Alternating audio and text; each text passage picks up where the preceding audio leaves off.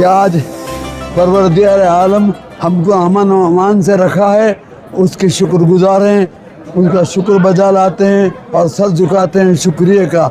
और सारी दुनिया में जहाँ जहाँ मुसलमान परेशान हैं, अल्लाह उनकी परेशानी को दूर करे, उनकी तकलीफ़ को दूर करे। जो शहीद हुए हैं उनको जन्नतुल फिरदौस में जगह अता फरमाए। और मुसलमान खुश होता है जब वो शहीद होता है, ये मर्तबा मुसलमान का बढ़ जाता है, वो कम नहीं होता है, सीधा रास्ता जन्नत पे खुल जाता है उनके लिए। अल्लाह उनको जन्नतुल फिरदौस अता करे और मुसलमानों की हिफाजत करे।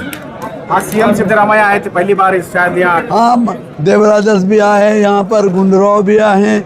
आज उसी सिलसिले से पाक दिल आदमी है सिद्धरामैया, कांग्रेस के चीफ मिनिस्टर हैं, वो आए, हम उनके शुक्रगुजार हैं। वो भी हमारे भाई हैं, कंडीगा भाई हैं, वो हमारे मिलत के भाई हैं बेंगलोर में, तो हम बहुत खुश हैं।